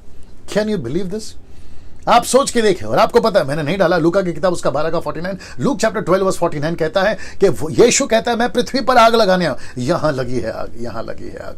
हर विश्वासी में यहां लगनी चाहिए आग। और मैं आपको सच बता दूं, ये वो लोग हैं जिनके अंदर आग लगी है, जिनके अंदर आग लगी है, जो आग वाले परमेश्वर को लेके चलते हैं। और उसको तुम धमकी दे रहे हो, तुमको आग में डाल देंगे, पक्का हंसे होंगे, ढंके की चोट पे बोलते, पक्का हंसे होंगे, पागल राजा तू यार, अगर हमारे को मारना भी था तो ऐसी मौत दे रहा है जिसको हम अच्छे से जानते हैं। हमारा परमेश्वर आग में से होकर बात करता है, तो हमको आग की धमकी दे रहा है। मजा देखिए, आगे मैं बताता हूं ना। मैंने यहां पे डाला है, ये तीनों अपने निर्णय से पीछे हट सकते थे, यहां पे चांस था। लेकिन आपको पता है, यीशु मसीह ने बिल्कुल साफ कहा, लूका की किताब उसका 10वां अध्याय, अगर मैं गलत नहीं हूं 61 62 में लिखा है, अपना हाथ हल पर रखकर पीछे जो देखता है वो मेरे योग्य नहीं है, मेरे योग्य नहीं है ना। बहुत ध्यान से सुनिएगा, ये तीनों पलट सकते थे, लेकिन आपको पता है ये तीनों नहीं पलटे। वो कौन सी एक बात है, बहुत ध्यान से सुना, मजा आएगा। वो कौन सी एक बात है जो इन तीनों को बांध के रखी थी कि हम मूर्ति के आगे नहीं झुकेंगे? मैं आपके बीच में रखने जा रहा हूं। वो कौन सी एक बात ने इनको इतना मजबूत बनाए रखा कि ये मूर्ति के आगे, बाल के आगे, उसके देवता के आगे नहीं झुके? वो कौन सी एक बात है, रखने जा रहा हूं। ये है वो एक बात। निर्गमन की किताब उसका 20 का 1 क्या कहता है, जरा देखिएगा। लिखा है, तब परमेश्वर ने यह सब वचन कहे कि मैं तेरा परमेश्वर यहोवा हूं। कौन है परमेश्वर? यहोवा। यहोवा मतलब है एलोहिम। उसमें आते हैं पिता, पुत्र, पवित्र आत्मा। यू ओनली जीसस वालों, अकल ठिकाने लगा लो। माता यरूशलेम वालों, आप भी सुधर जाओ। जवा विटनेस वालों, तुम भी सुधर जाओ। परमेश्वर यहोवा, एलोहिम। परमेश्वर ने आदि में सृष्टि बनाई, एलोहिम ने सृष्टि बनाई। In the beginning God created heaven and earth, वो है Elohim, Hebrew word. Okay, now यहां पे परमेश्वर कहता है मैं हूं तुम्हारा परमेश्वर। आगे देखिए, जो तुझे दासत्व के घर से, अर्थात इजिप्ट, मिस्र से, देश से निकाल लेकर आया। आगे सुनिए, लिखता है कि तू मुझे छोड़ दूसरों को ईश्वर करके ना मानना। तो इन तीनों को किसने एक साथ बांध के रखा था? वो कौन सी एक बात थी? वो कौन सी एक बात थी जो बांध के रखा था? इस वचन ने, इस लाइन ने, कि मुझे छोड़ दूसरे को ईश्वर नहीं मानना। मैं आगे बताता हूं, फिर आऊंगा। तो अपने लिए कोई मूर्ति खोद कर ना बनाना, ना किसी की प्रतिमा बनाना, जो आकाश में व पृथ्वी पर व पृथ्वी के जल में, तू उनको दंडवत ना करना, ना किसी की उपासना करना, वो चाहे सोने की मूर्ति हो, नबूकदनेस्सर की। ये बात ये तीनों जानते थे, ये बात तीनों जानते थे। हनन्याह, मिशाएल, अजरिया, ये बात तीनों जानते थे और इनको पता था कि ये वचन हमारे पास पहुंच चुका है, ये हमारे पूर्वजों ने हमको पहले से बताया। सुनो, जो पास्टर्स के बच्चे हैं और जो लीडर्स के बच्चे हैं, जो चर्च मेंबर्स के बच्चे हैं, मैं उन सभी को एक सवाल पूछने जा रहा हूं और यही सवाल मुझ पर भी उठता है। हम पास्टर्स क्या अपने बच्चों को इस तरीके से ट्रेन कर रहे हैं? क्या हम सेवक लोग अपने बच्चों को इस तरीके से ट्रेन कर रहे हैं? क्या हम चर्च के मेंबर्स अपने बच्चों को इस तरीके से ट्रेन कर रहे हैं जैसे ये तीन को ट्रेन किया गया? इनकी उम्र क्या थी जब ये एंट्री करे थे 3 साल पहले? किसी की उम्र थी 15, किसी की उम्र थी 17-18, किसी की थी 20। ऐसे लड़के इतनी छोटी उम्र में अगर इस प्रकार का जज्बा और इस प्रकार का निर्णय के साथ में आगे बढ़ सकते, तब सोच के देखिए आज पवित्र आत्मा हमारे पास है। सोच के देखिए आज पूरी बाइबल हमारे पास है। सोच के देखिए पवित्र आत्मा अंदर रहता है। यीशु मसीह ने हमारा उद्धार किया, नई वाचा के लोग हैं, तो इनसे बढ़कर हमारा जज्बा होना चाहिए। लेकिन सब उल्टा है सर, जितना ये टाइट थे उससे ज्यादा ढीले आज हम हैं। उससे ज्यादा ढीले आज हम हैं। मैं यहां पे रुक रहा हूं। ये वचन ने इन तीनों को मजबूत बना के रखा था। और आपको पता क्या कहते हैं? किसी को पृथ्वी पे किसी को दंडवत नहीं करना, किसी को। तो दिमाग में ऐसा बैठ गया था, हम किसी को दंडवत नहीं करें, क्योंकि मैं तेरा परमेश्वर यहोवा जलन रखने वाला ईश्वर हूं। कहता है मैं तेरा परमेश्वर यहोवा जलन रखने वाला ईश्वर हूं, और जो तुझसे बैर रखते हैं, जो माफ करे मुझसे बैर रखते हैं, उनके बेटों पोतों परपोतों को भी पितरों का दंड दिया करूंगा। मतलब जनरेशन कर्स। अगर तुमने किसी भी प्रकार की मूर्ति बनाई, अगर तुमने किसी भी प्रकार की मूर्ति की आराधना करी, अगर तुमने, वो चाहे कोई भी हो, दुनिया का, हिंदुस्तान का, यशु को छोड़, यशु की भी मूर्ति नहीं बनाना है। यशु की भी मूर्ति नहीं बनाना है, यशु तक की मूर्ति नहीं बनाना है सर। आपको ये आपको समझना होगा सर, है ना। दूसरा कुरिन्थियों 5:16, 15 से लेकर 16 तक पढ़िए। वहां लिखा कि यद्यपि हम जानते थे, लेकिन अब से उसको ऐसा नहीं जानेंगे जैसा जानते थे, क्योंकि वो आत्मा है, वो परमेश्वर है। मूर्ति, परमेश्वर, मैं रखूंगा बहुत सारे वचन। मूर्ति से परमेश्वर नफरत करता है, मूर्ति से, आइडल वर्शिप, उससे परमेश्वर नफरत करता है। सो ये तीनों को ये बात पता थी। उन्होंने कहा राजा, हम तेरी मूर्ति की आराधना नहीं करेंगे। आ रहे अभी वो आ रहे। सो यहां इनको चांस दिया गया था, लेकिन इनको कौन सी बात ने बांध के रखी? ये वाली बात ने। नाउ इन तीनों को पता था, इसलिए मैंने लिख दिया ना, इन तीनों को पता था। तो प्रश्न उठता है, क्या आपको पता था? जल्दी से बाइबल पढ़ना, आपको वचन पढ़ना, भजन संहिता 115 का 2 से 8 तक में। रेडी है ना? नाउ मैं चाहता हूं, ठीक है मैं दे देता हूं आपको माइक। मैं चाहता हूं कि दोस्तों ये बात वापस बता दो, इन तीनों को पता था। तो प्रश्न उठता है, क्या आपको पता है कि सच्चा परमेश्वर कौन है? जो अभी देख रहे हैं फेसबुक, यूट्यूब में आपसे बात कर रहा हूं। मुझे नहीं पता कि आप में से कौन कौन देख रहे हैं, शायद क्राइस्ट फॉलोवर, या फिर आप जो बिलीवर्स हैं, या फिर आप नहीं जानते यीशु को, अविश्वासी हैं आप किसी और को मानते हैं। मैं आपको पूछ रहा हूं, सच्चा परमेश्वर को जानिए। जहां सब जा रहे हैं मत जाइए, जहां सब बह रहे वहां मत बहिए। जानिए सच्चा परमेश्वर। एक जीवन मिला आपको इंसान बनने का, एक जीवन मिला, इसमें सच्चे परमेश्वर को जानिए। मैं आपको कुछ वचन बताता हूं। मैं चाहता हूं कि सलोमी इसको पढ़ेगी, बड़े ध्यान से सुनेगा। जी जी जी। The book of Psalms chapter 115 verse 2 to 8। जाति जाति के लोग क्यों कहने पाए, उनका परमेश्वर कहाँ रहा? हमारा परमेश्वर तो स्वर्ग में है, उसने जो चाहा वही किया है। उन लोगों की मूर्तें सोने चांदी ही की तो है, वे मनुष्य के हाथ की बनाई हुई है। उनके मुंह में तो रहता है, परंतु वे बोल नहीं सकते। वापस पढ़ो उस लाइन को। उनके मुंह तो होते हैं, वैसा हो। उनके मुंह तो रहते हैं, परंतु वे बोल नहीं सकते। हाँ। उनके आंखें तो रहती है, परंतु वे देख नहीं सकती। हाँ। उनके कान तो रहते हैं, परंतु वे सुन नहीं सकती। उनके नाक तो रहती है, परंतु वे सूंघ नहीं सकती। हाँ। उनके हाथ तो रहते हैं, परंतु वे स्पर्श नहीं कर सकती। हाँ। उनके पाँव तो रहते हैं, परंतु वे चल नहीं सकती। हाँ। पर अपने कंठ से कुछ भी शब्द नहीं निकाल सकती। हाँ। जैसी वे है वैसे ही उनके बनाने वाले हैं। हाँ। और उन पर हाँ, हाँ, और उन पर सब भरोसा रखने वाले भी वैसे ही हो जाएंगे। ओके, एक काम करिए, मुझे दीजिए ना। दोस्तों ये इतना पावरफुल है, और मुझे लगता है कि सबसे बेस्ट अवसर ये है, एक्सक्यूज मी, जहां मैं पूरी दुनिया को बता सकूं, जहां तक ये वीडियो जाए मैं उन सबको बता सकूं। भजन संहिता 115 2 से लेकर 8 तक, इतना पर्टिकुलर, इतना स्पेसिफिक परमेश्वर यहां पे रख रहा है। देखिए क्या बोलता है, जाति जाति के लोगों क्यों कहने पाए उनका परमेश्वर कहां है, हमारा यीशु कहां है। ये ऐसे क्यों कहने पाए, मैं बताता हूं। लिखा है, हमारा परमेश्वर तो स्वर्ग में, उसने जो चाहा वही किया। उन लोगों की मूर्तें सोने चांदी की तो होती हैं, वे मनुष्य के हाथ की बनाई हुई हो। जितने भी मूर्ति, मैं रिपीट करता हूं, कहीं की भी हो, किसी की भी हो, जो नाम ले लीजिए, वो नाम की बात कर रहा हूं, उस मूर्ति की बात कर रहा हूं। कहता है कि उन लोगों की मूर्तियां सोने चांदी की तो होती हैं, वे मनुष्य की हाथ की बनाई हुई होती है। उसको नाक मनुष्य देता है, उसको कान मनुष्य देता है, उसको चेहरा पे आंखें मनुष्य देता है, हाथ पैर मनुष्य बनाता है। और लिखा है कि वचन 5 कहता है कि उनके मुंह तो रहते हैं, उनको मुंह है, देखो क्या कहता है, परंतु बोल नहीं सकते, आंख है परंतु देख नहीं सकते, कान है परंतु सुन नहीं सकते, नाक है सूंघ नहीं सकते, हाथ है परंतु किसी को स्पर्श नहीं कर सकते, पांव है परंतु चल नहीं सकते। और लिखा है कि अपने कंठ से कुछ शब्द निकाल नहीं सकते। अब वचन 8, जैसा मूर्ति है, जैसा वे हैं, वैसे उनके बनाने वाले सब, उन पर भरोसा रखने वाले भी ऐसे ही हो जाते हैं। एक है बनाने वाला, दूसरा उसके ऊपर भरोसा रखने वाला, वो वैसे ही हो जाते हैं। अब आप सोचिए परमेश्वर यहां पर बोलना क्या चाह रहा है, और शद्रक मेशक अबेदनगो राजा को चैलेंज दे रहे हैं ना। इसको देखिए, मैं कुछ चीजें आपके बीच में रखने जा रहा हूं, इसको देख लीजिएगा। जब से सुसमाचार दुनिया में आया, मैं रिपीट कर दूं कि जब से सुसमाचार दुनिया में आया है, तब से मसीहों पर सताव और जाने जिंदगियां जाने केवल 90% मूर्ति पूजा के वजह से गई है। आप नहीं समझे, समझाता हूं। जैसे शद्रक मेशक अबेदनगो को कहा ना, अगर तुम हमारी मूर्ति के आगे नहीं झुके, हम तुमको मार देंगे। तो जब से सुसमाचार है, मैं पहले सेंचुरी से लेकर 21वीं सदी तक की बात कर रहा हूं, from 1st century to 21st century की बात कर रहा हूं। अभी तक जितने भी जाने गई, 90% जाने मसीहों की, जो क्लेश, जो सताव, इवन आज भी कई कंट्रीज में, चाइना जैसे, नॉर्थ कोरिया जैसे, अफ्रीका जैसे कंट्री में, इवन हमारे भारत में, ऐसे कई जगहों पर बीच में 1 हफ्ता 2 हफ्ता पहले, अगर मैं गलत नहीं हूं, जो बच्चों को मारा गया था छत्तीसगढ़ के रायपुर में, सड़क पे जो किया गया था, वो भी वजह एक ही है। जैसे हम कहते हैं हमारी सुनो, हमारा ऐसा है, हमारा ऐसा है, हम कहते हैं उसका नाम लो तो तब लेंगे। अरे क्यों, हमारी आंख खुली है, हमें सत्य पता चला है, हम उसको लेकर चल रहे हैं।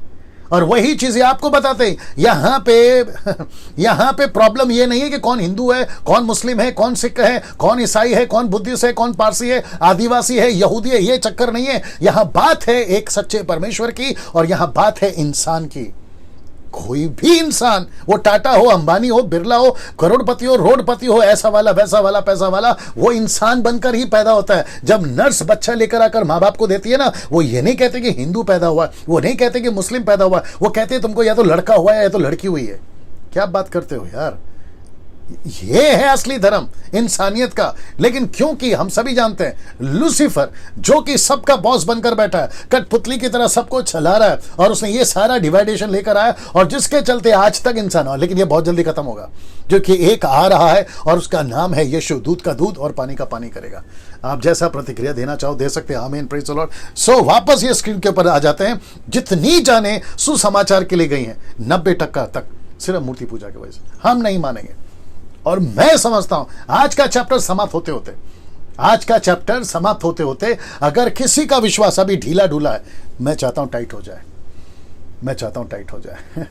आप कहीं कहीं ढीले पड़ रहे थे, परमेश्वर को धन्यवाद देता हूं मैं। परमेश्वर को धन्यवाद दीजिए आप कि हमको ऐसे 3 कैरेक्टर, जिसका नाम है हनन्याह, मिशेल और अजर्या, ये तीनों आज हमको चैलेंज दे रहे हैं, खुद को, मुझको, आपको, सबको, कि हम जैसे डटे रहे वैसे तुमको यीशु के लिए डटे रहना।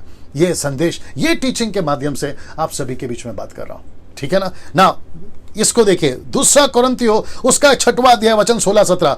आशा करता हूं कि आप लोग सब ठीक से सुन रहे हैं और आपको अच्छा लग रहा है। नीचे जैसा आपको प्रतिक्रिया देना है आप लोग दे सकते हैं। 2 कोरिन्थियों 6 का 16 से 17 देखते क्या लिखा है। लिखा है, और मूर्तों के साथ परमेश्वर के मंदिर का क्या संबंध। मूर्तों के साथ परमेश्वर के मंदिर का क्या संबंध, क्योंकि हम तो जीवित परमेश्वर के का मंदिर हैं।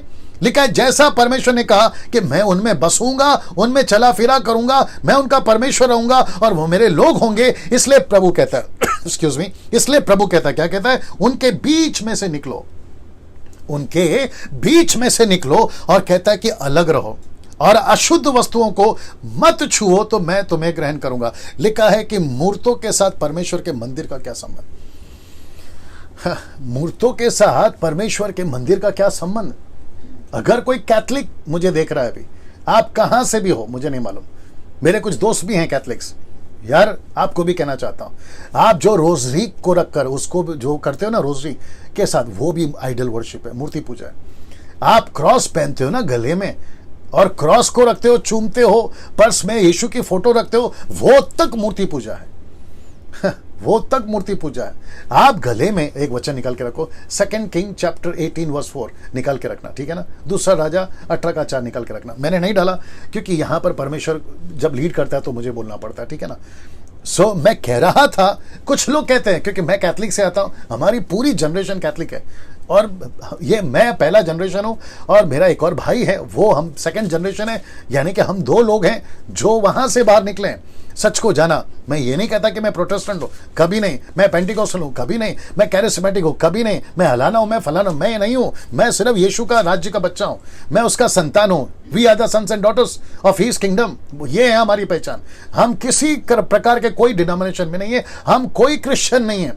मैं आपको यह भी साबित कर दूं कि यीशु मसीह क्रिश्चियन के लिए, दुनिया में क्रिश्चियन धर्म बनाने के लिए आया ही नहीं।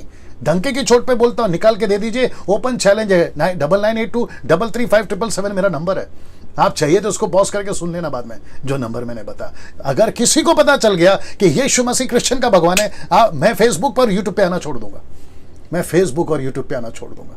आप मेरे साथ में, आपको यह समझना होगा कि यीशु मसीह क्रिश्चियन धर्म बनाने नहीं आया ना। दोस्तों, मैं जैसे ये बता रहा था कि परमेश्वर को बिल्कुल मूर्ति पसंद नहीं है, तो रोजरी, क्रॉस या यीशु की फोटो या मरियम की फोटो या घर पर ऑल्टर। कुछ लोग कहते हैं कि चर्च में हम मूर्ति इसलिए रखते हैं ताकि वो हमको परमेश्वर की याद दिलाता है। तो एक घटना घटी थी, मैं आपको बीच में रखने जा रहा हूं। आप सभी को पता होगा कि मूसा के टाइम पे जब इस्राएलियों ने पाप किया, गलती करी गिनती की किताब में, तो सांप को भेजा गया, सांप, सर्पेंट्स, सांप को भेजा गया और वो सांप जो है वो सबको डसता चला गया, काटता चला गया, उसमें कईयों की मौत हो गई। तब मूसा से प्रार्थना की गई, तो मूसा को कहा, परमेश्वर ने कहा, मूसा एक काम कर, जो मन फिरा रहे, एक पीतल का सांप बनाना, उसको ऊंचाई पे उठा देना, जो कोई देखेगा वो आदमी बच जाएगा। मूसा ने वैसे ही बनाया और वो आदमी बच गए। और आपको पता है पीतल के सांप के साथ क्या हुआ? आइए सुनते हैं 2 किंग चैप्टर 18 वर्स 4। आइए सुनते क्या हुआ। जी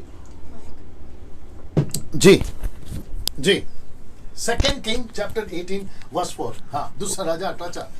उसने ऊंचे स्थान गिरा दिए, लाटों को तोड़ दिया, अशेरा को काट डाला। पीतल का जो सांप मूसा ने बनाया था, उसको उसने इस कारण चूर चूर कर दिया कि उन दिनों तक इजरायली उसके लिए धूप जलाते थे, और उसने उसका नाम नहुश्तान रखा। नहुश्तान ये किसकी पूजा कर रहे हैं? उसी सांप की। कौन सी सांप की? जो परमेश्वर ने पीतल का सांप बनाकर इनको दिखाओ, ये थी वजह, पूजा नहीं थी वजह। धूप जलाना, अर्पण चढ़ाना, ये नहीं थी वजह। तो उनको लगा कि जिसने हमारी जान बचाई है वो परमेश्वर बड़ा नहीं है, पीतल का सांप बड़ा है। और यही गलती कैथलिक वालों तुम कर रहे हो, यही गलती कुछ क्रिश्चियन तुम लोग कर रहे हो। यीशु मसीह क्रूस पे मरा, क्रूस पे मरा, वो यीशु था। तो क्रूस कुछ नहीं है, यीशु सब कुछ है। Can you believe this? हाँ, मैं वापस कह रहा हूं, क्रूस कुछ नहीं है, यीशु सब कुछ है। इसलिए पौलुस कहता है, अगर मैं गलत नहीं हूं, 1 कुरिन्थियों 2:23 में वो कहता है, मैं क्रूस की कथा नहीं, मैं क्रूस पे चढ़ाए हुए मसीह की कथा सुना रहा, मैं यीशु की बात आपको सुना रहा। Can you believe this? इसका मतलब क्या हुआ दोस्तों? आपको समझना बहुत जरूरी है कि क्रूस, मरियम की फोटो, यीशु की फोटो, रोजरी, किसी प्रकार की कोई प्रतिमा परमेश्वर पसंद नहीं करता। यहां तक कि मैं ये इसलिए रख रहा हूं क्योंकि आपको यह एहसास हो जाए, परमेश्वर कहता है कि मूर्त से मेरा कोई संबंध नहीं है। कुछ लोगों ने तो इंसान को भी पूजा कर दिया, इंसानों को भी पूजा कर दी। बोला ये हमारा फलाना, ये हमारा पंडित, ये हमारा आदमी, ये हमारा गुरु, हम इसके पैर छुएंगे, इसको मानेंगे। यार ये कहां से शुरू कर दिया? ये नहीं था, ये नहीं है परमेश्वर के सिस्टम में। परमेश्वर एक है, सृष्टिकर्ता एक है। ना वो परमेश्वर पत्ता है, ना पेड़ है, ना धूप है, ना छांव है, ना घास है, ना पानी है, ना मोमबत्ती है, ना कड़ी पत्ता है। क्या लगा के रखा है यार? कुछ लोग कहते हैं कि ये जानवर हमारा ईश्वर है। अब इसमें कई तादाद के कैटेगरीज हैं, सांप है, बंदर है, चूहा है, हाथी है। यार क्या लगा के रखा है? कुछ लोगों का तो ईश्वर कुत्ता भी है, कुछ जगह पे कुत्ते को भी नहीं छोड़ा है, बोला कुत्ता हमारा गॉड है। अब आप सोच के देखिए, ऊपर सृष्टिकर्ता परमेश्वर को कितनी गुस्सा आता होगा कि जिसको कुत्ते को बनाया तुमने उसको गॉड बना दिया। सोच के देखिए आप उसको। जब न्याय होगा ना, वो नहीं छोड़ेगा सर। अभी मेरी जो एक्सक्यूज मी मेरा जो प्रचार है ना वो आपको खटक रहा होगा। मैं आ रहा हूं।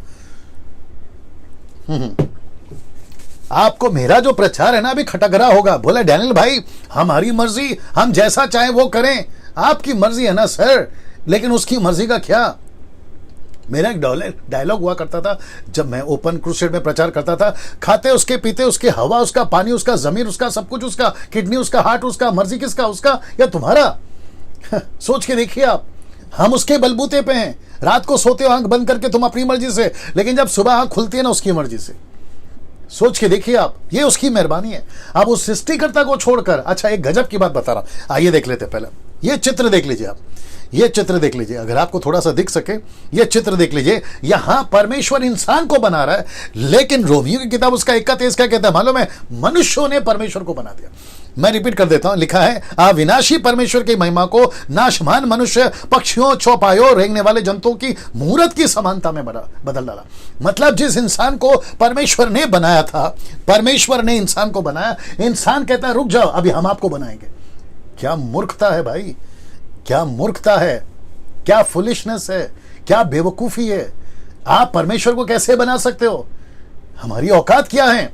एक छोटे से वायरस के आगे, जिसको कोरोना वायरस कहते हैं, आज की बात कर रहा हूं, वर्तमान की बात कर रहा हूं। वैसे तो हर सदी में बीमारी आती रहती है, लेकिन इस छोटे से कोरोना वायरस के आगे जो छींक से फैल रही है, जो मात्र खांसने से फैल रही है, जो मात्र बात करने से फैल रही है, हम उसके सामने इंसान, साइंटिस्ट, पढ़ा लिखा, America, Europe, Chinese, African, Bharat, सब घुटने टेक दिए उस परमेश्वर को ललकारने जा रहे हो।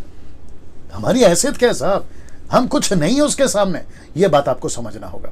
मैं ये सारी बातें क्यों कर रहा हूं? क्योंकि यहां पे एक 3 कैरेक्टर आए हैं। एक है हनन्याह, मिशाएल, अजरिया। ये कहते हैं हे राजा, तूने जो मूर्ति बनाई है ना, हम उसके सामने नहीं झुकेंगे। मैं रखने जा रहा हूं, आइए देखते क्या लिखा है। शद्रक, मेशक और अबेदनगो ने, यहां सब ठीक है? यह है ओके। शद्रक, मेशक और अबेदनगो ने राजा से क्या कहा? राजा से कहा, ये शब्द को देख लीजिए, शद्रक, मेशक, अबेदनगो, उनकी भाषा वाली क्या कहते हैं ना, नाम जो रखा इसलिए बता रहा हूं। लिखा है कि राजा से कहा, जरा शब्द देखिए, लिखा है कि हे नबूकदनेस्सर, इस विषय में तुझे उत्तर देने का हमें कुछ प्रयोजन नहीं जान पड़ता।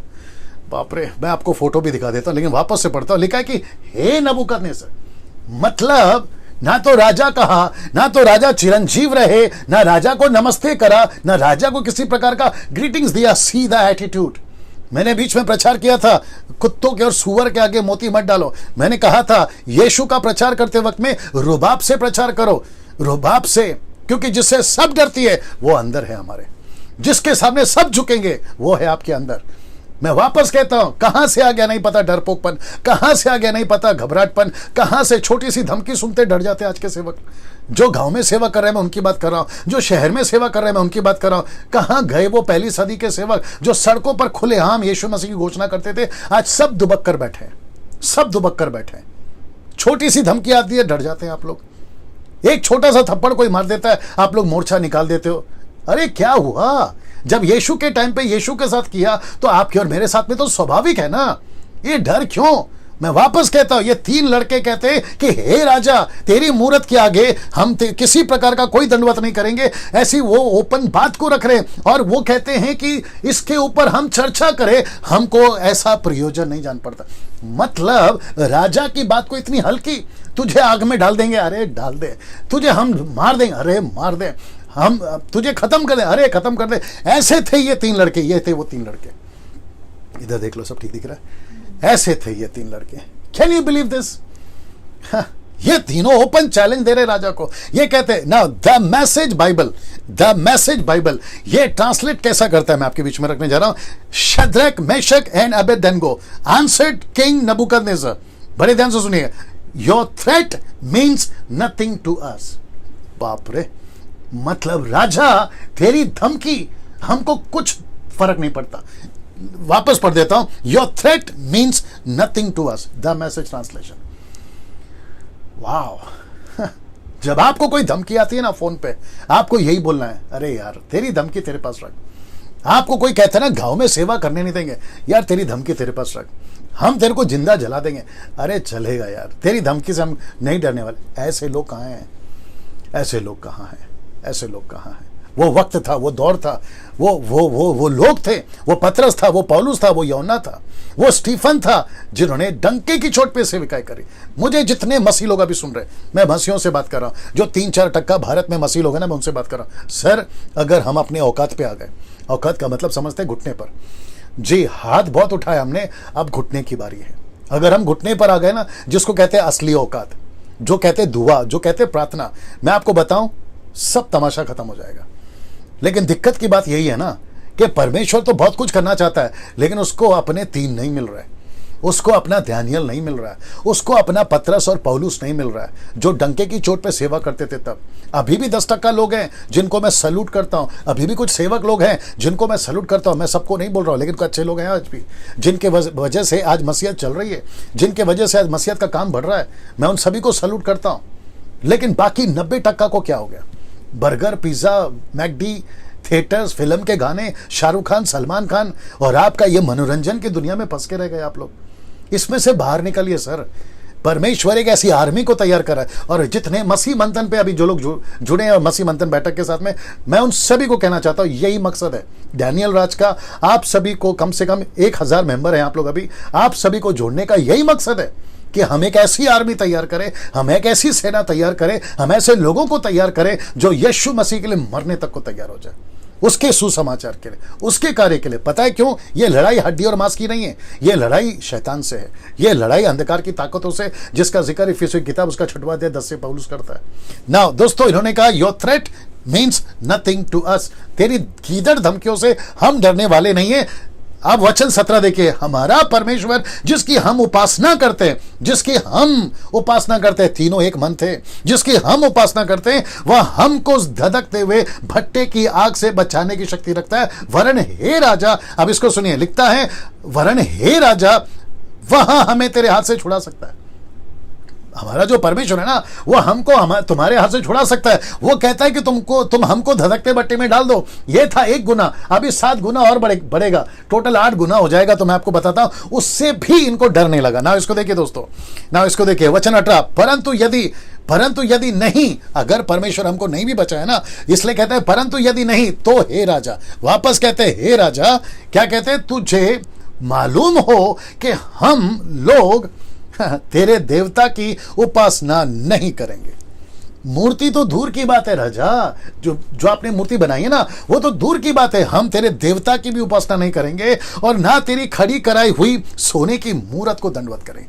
तू क्या बात करता है नबूकदनेस्सर? हम तेरे देवता के सामने नहीं झुकेंगे, क्योंकि हमको पता चल गया, यहां दिख रहा है सब ठीक है, क्योंकि हमको पता चल गया कि सच्चा परमेश्वर कौन है। हनन्याह, मिशाएल, अजर्याह को पता चल गया कि सच्चा परमेश्वर कौन है, और उनको यह भी पता चल गया था, ये तीनों जानते थे कि राजा का गॉड, मैंने यहां पर कैपिटल जी नहीं डाला, आप लोग इससे समझिए, स्मॉल लेटर है।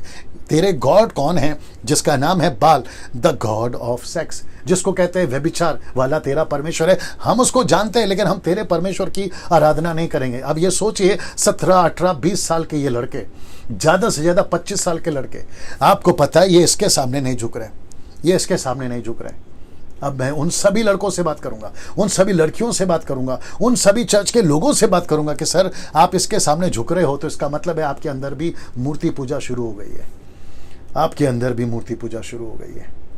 आपको बहुत संभलना है। ये आखिरी दिनों में मूर्ति पूजा का कनेक्शन सीधा व्यभिचार से, लस्ट से, सेक्स से, मूर्ति पूजा और बाल का तो कनेक्शन उस वक्त में था ही था। मेरे पास में कुछ वचन अगर मैंने रखा है, चलिए फिलहाल आपको यह बता देता हूं।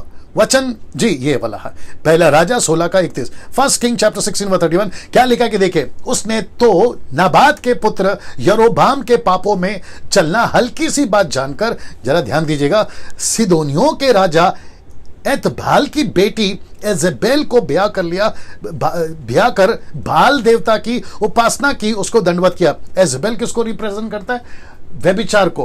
बाल किसको रिप्रेजेंट करता है? नबूकदनेस्सर राजा को, जो लेकर आता है व्यभिचार, अडल्ट्री, व्यभिचार। और ये इस राजा ने, जिसका नाम है यरोबाम, ये इजराइल का राजा है, इसने जा के शादी करी एजेबेल से, और उसके चलते किसकी आराधना करने लगा? बाल की। और उसके चलते क्या फैला? अब आप पता लगाइए। मैं वापस कहता हूं, ये वचन को मैं यहीं पे रख रहा हूं, मैं वापस कहता हूं, बॉलीवुड, हॉलीवुड, टॉलीवुड और साथ ही साथ आपके दुनिया के जितने भी इंटरटेनमेंट के साधन हैं या जरिया है, वहां से ये दो चीज निकलती है। एक है मूर्ति पूजा और दूसरा है व्यभिचार। ये दूसरा है व्यभिचार, सेक्स, व्यभिचार। और उसी के चलते परमेश्वर कहता है जिसकी तुम आराधना करते हो, जिसकी तुम पूजा करते हो, बाल की, तो तीनों को पता था, इन तीनों को पता था, हनन्याह, मिशाइल और अजरिया को पता था, अगर हमने जरा सा भी बाल की आराधना करना शुरू करा, हमारी जो जिंदगी है वो व्यभिचार में खत्म हो जाएगी।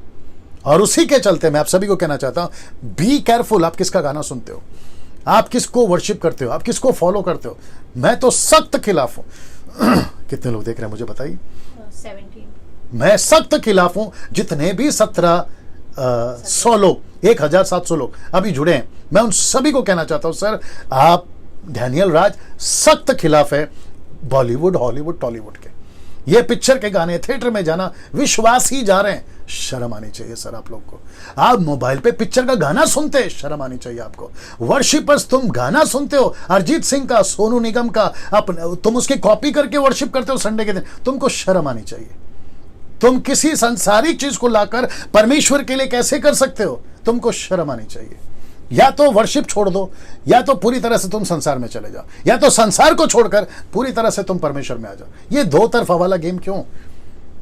मुझे पता है मेरी बातें बहुत कड़क हैं, और इसमें मेरे कुछ लोग भी हैं जिनको साथ में मैं वर्शिप करा करता था, क्योंकि 20 साल तो मैंने भी वही किया है।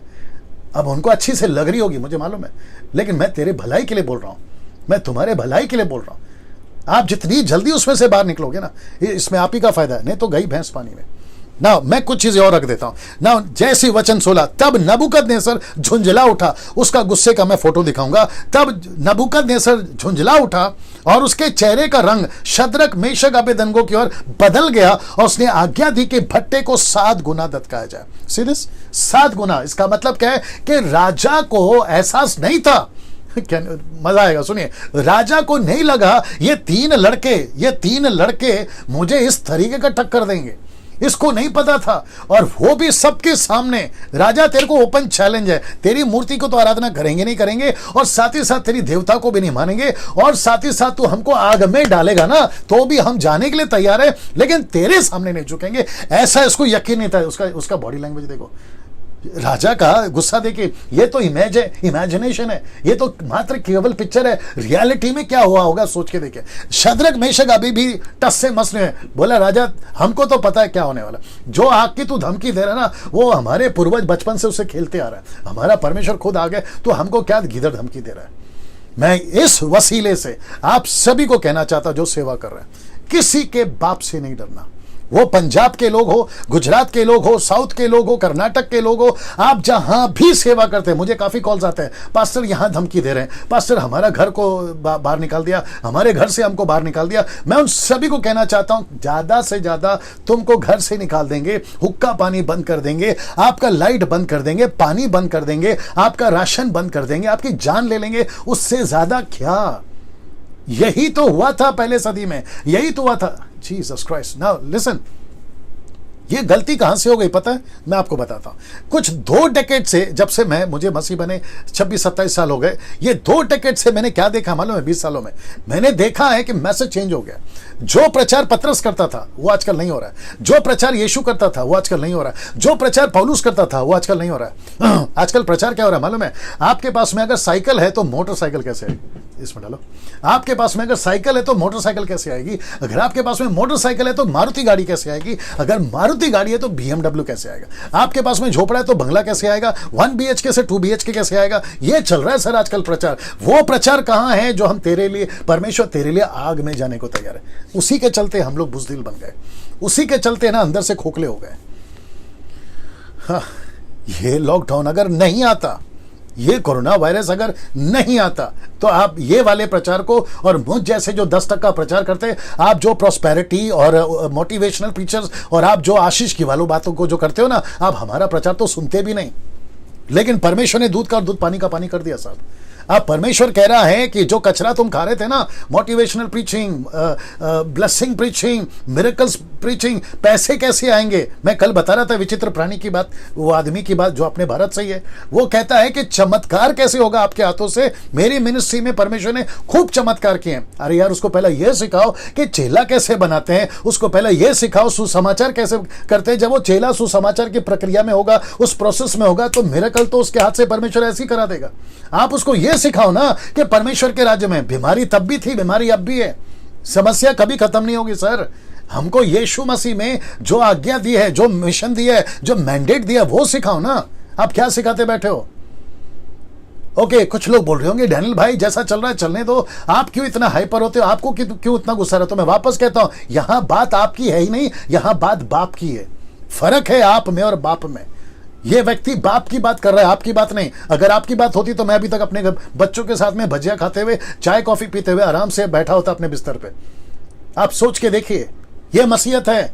गलत शिक्षाएं चल रही है, जिसके प्रति किसी ना किसी को तो खड़ा होना होगा। और मैं मसीह मंथन वाले को फिर से कहना चाहता हूं, आप लोग बहुत ब्लेसेड लोग हैं, और जो जुड़ना चाहते हैं मसीह मंथन बैठक से, मैं कल उसका नंबर रखूंगा यहाँ पे, उनमें से कॉल करके आप हमारे साथ जुड़ सकते हैं। कम से कम अभी 1000 लोग जुड़ गए, लेकिन मुझे इनकी तादाद लाखों में चाहिए, ताकि हम पूरे भारत में मसीहत को, यीशु के सुसमाचार को, यीशु के कार्य को ला सकें, ताकि अनंत काल के जीवन वो पा सके और नरक से बच सके। तो इनकी धमकियों से ये तीन नहीं डरे, राजा की धमकी से ये तीन नहीं डरे ना। इसको देखिए दोस्तों, वचन 20, फिर अपनी सेना में के कई एक बलवान पुरुषों को, किसको, ताकतवर पुरुषों को क्या करते हैं, उनको आज्ञा दी कि शद्रक मेशक अबेदनगो को बांधकर उन्हें धधकते हुए भट्टे में डाल दो।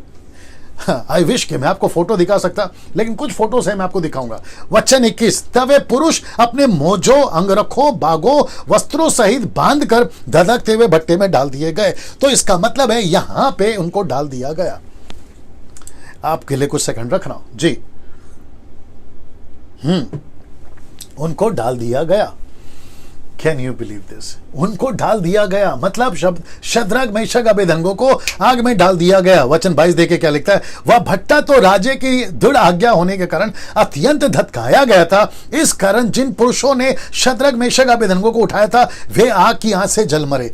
मतलब जो डाल रहे थे ना, वो तक मर गए, वो तक मर गए। मतलब राजा के हिसाब से शद्रक मेशक अबेदनगो मरने दो, लेकिन जो डाल रहे हैं ना, उनके खुद के लोग, वो भी मर रहे हैं। अब आग की आंच या आग की लौ, आप अंदाजा लगाइए किस लेवल का होगा कि नजदीक जा रहे, मर रहे। अब उसको कैसे बांध के फेंके होंगे मुझे नहीं मालूम, कौन सा टेक्निक अपनाया मुझे नहीं मालूम, लेकिन फाइनली बताया गया कि शद्रक मेशक अबेदनगो को आग में डाल दिया गया ना। वचन 23, और उस धधकते हुए भट्टे के बीच में से तीनों पुरुष शद्रक मेशक अबेदनगो बांधे हुए फेंक दिए गए।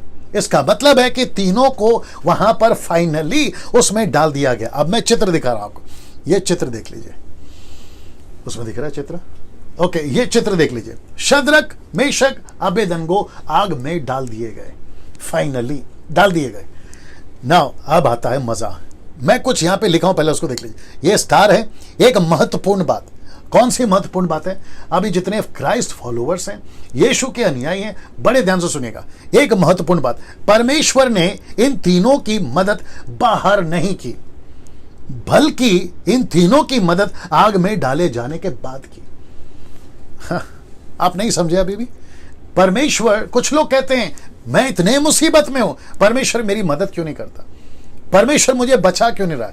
परमेश्वर कहता है कि इनको तीनों को पूछो, मैंने इनकी मदद बाहर की, क्षमा करें अंदर की, बाहर नहीं की। तो इसका मतलब क्या है? ये टोटली जानते थे अगर हम बच गए तो भी ठीक है, नहीं बचे तो भी ठीक है। और यीशु मसीह ने कहा बेटा एक बार अंदर आ जाओ, ताकि तुम्हारे वजह से, तुम्हारे कंधे पे बंदूक रखकर, आगे आप लोग समझदार हैं, मैं पूरे मसीहत को अकल दूंगा कि परमेश्वर आग के बाहर भी बचाना जानता है और परमेश्वर आग के अंदर से भी बचाना जानता है। Can you believe this? ये है हमारा परमेश्वर। इसलिए मैंने लिखा कि ये महत्वपूर्ण बात है। आप जिस किसी भी तकलीफ में हो, परमेश्वर को अच्छे से पता है कि कैसे बचाना है ना। इसको देखिए 24 वचन 24। मुझे पता है कि घंटा जा चुका है, लेकिन थोड़ा बर्दाश्त करिए, ठीक है ना। तब नबूकदनेस्सर राजा ने अचंभित हुआ। क्यों अचंभित हुआ? और घबरा कर उठ खड़ा हुआ, अपने मंत्रियों से पूछने लगा, क्या हमने इस आग के बीच में 3 पुरुष बांधे हुए नहीं फिर डलवाए थे? उन्होंने राजा को उत्तर दिया, हाँ राजा, सच बात तो है। भजन संहिता 34 का 19 निकाल लिया। भजन संहिता सैम 34:19 निकाल लिया ना। मैं चाहता हूं कि इसको पढ़ लेते पहले जी। The book of Psalm chapter 34:19 जी, ये लीजिए जी जी। दोस्तों साथ में बने रहे जी, खूब शेयर करिए। आप जैसे देख रहे हैं शेयर करना शुरू करिए। मैं जानता हूं आप जितना इसको शेयर करोगे बहुत लोग तक पहुंचेगा जी। धर्मी पर बहुत सी विपत्तियां पड़ती तो है, परंतु यहोवा उसको उन सब से मुक्त करता है। रिपीट। धर्मी पर बहुत सी विपत्तियां पड़ती तो है, जी। परंतु यहोवा उसको उन सब से मुक्त करता है। आपको पता है किसको लिखा है धर्मी? ये धर्मी कौन है? शद्रक, मेशक, अबेदनगो, जो इनके हिसाब से मैं बात कर रहा हूं। नहीं तो हनन्याह, शफे, मिशाएल और अजरिया, ये तीनों धर्मी थे, जिसके चलते परमेश्वर कहता है कि मैंने उनको बचा लिया। परमेश्वर आपको कब बचाएगा? आपको कब बचाएगा सताव से? जब तुम धर्मी हो। मैं रखूंगा वो वचन को।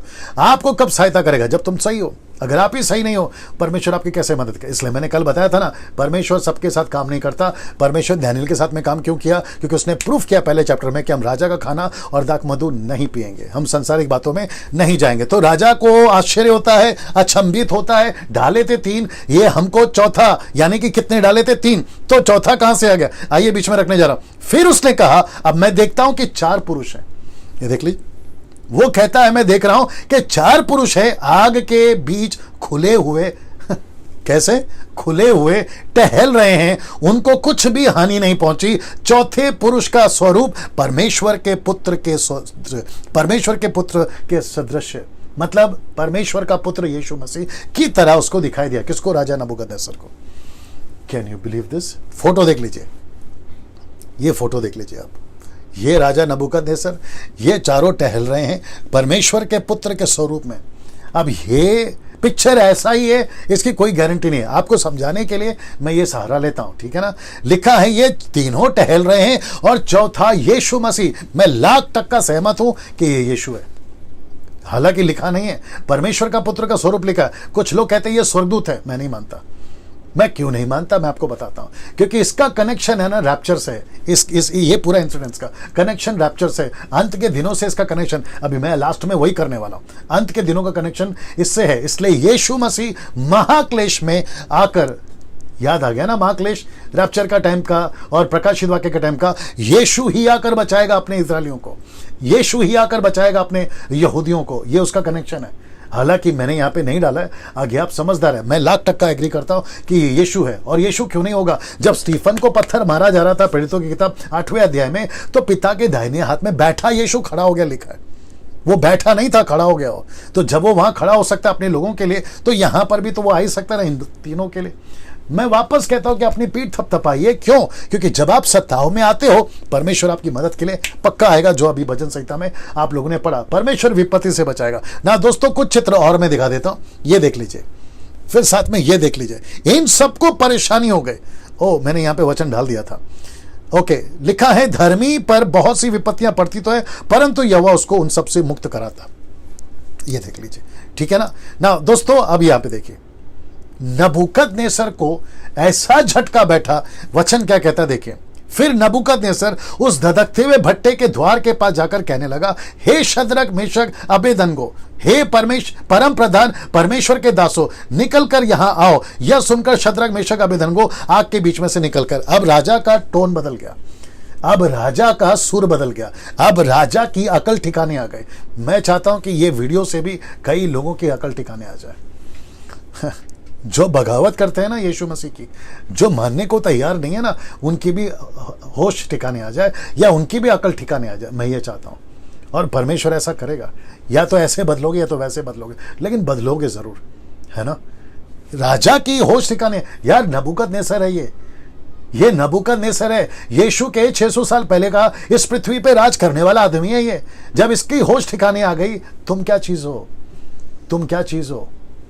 मैं फिर कहता हूं, आप जितने भी जहां तक इस वीडियो को भेज सकते हो भेजने की कोशिश करिए, जिसको शेयर करने के लिए कोशिश कर सकते हो शेयर करिए। पता है क्यों?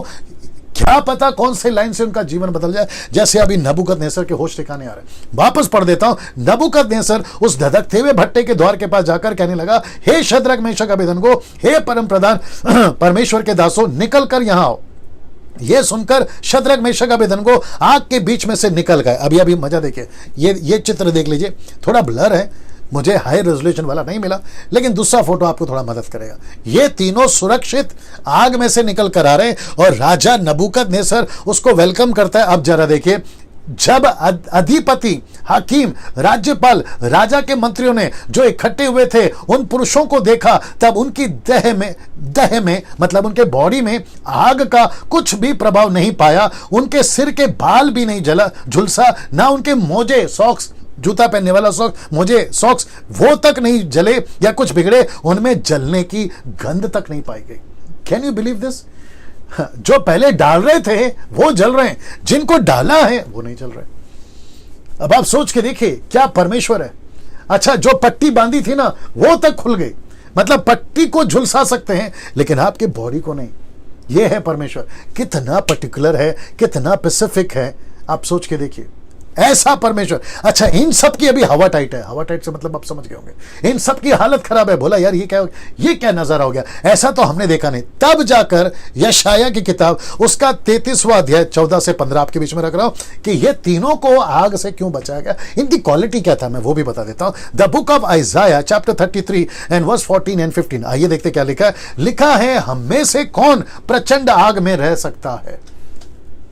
मतलब ये ऐसी आग में कौन रह सकता है जो नबूकदनेस्सर में जलाई थी। यशाया बोल रहा है, याद रखो। लिखता है कि हम में से कौन उस आग में बना रह सकता है जो कभी ना जो कभी ना बुझेगी। मतलब ऐसी आग में कौन रह सकता है जो कभी ना बुझेगी ना। इसको देखिए, जो धर्म से चलता, सीधे बातें बोलता, जो अंधेर के लाभ से घृणा करता, जो घूस नहीं लेता, जो खून की बातें सुनने से कान बंद कर लेता, फिर लिखा है बुराई देखने से आंख बंद कर लेता या मूंद लेता, वही ऊंचे स्थानों में निवास करेगा। यह क्वालिटी थी शद्रक मेशक अबेदनगो जो उनके हिसाब से है, और हननिया, मिशाइल, हजरिया हमारे हिसाब से।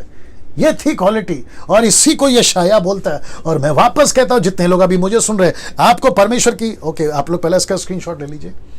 ओके, नाउ आज भी परमेश्वर आपको ऐसे ही मदद करेगा, लेकिन कब? ये क्वालिटी लेकर आई, ये क्वालिटी लेकर आई।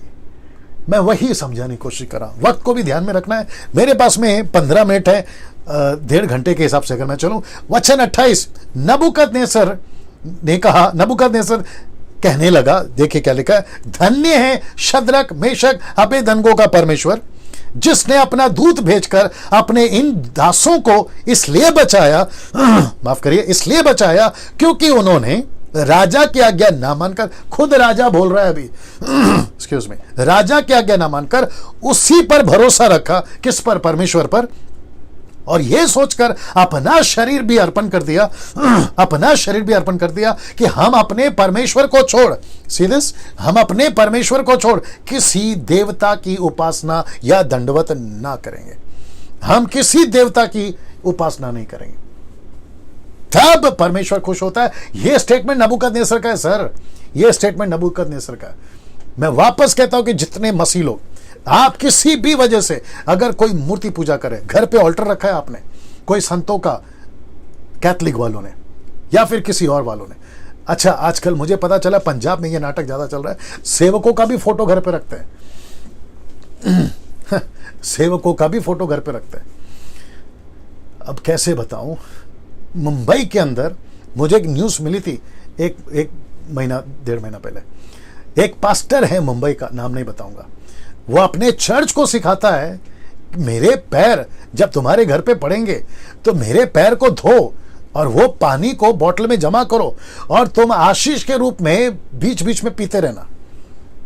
आप सोच सकते हैं, मैं रिपीट कर दूं, मुंबई के अंदर एक पास्टर है, वो अपने चर्च को सिखाता है, जो मेरे कानों में पड़ी बात आपके बीच में रख रहा हूं। अगर वो ये मैसेज उस तक पहुंच रहा है तो उसको अकल आनी चाहिए कि तुम कैसी मूर्खता कर रहे हो, तुम कैसी मूर्खता कर रहे हो। कैसे खड़े रहोगे तुम परमेश्वर के सामने? और ये आइडिया आता कहां से यार? तुम लोगों को कहां से लेकर आते हो ये आइडिया?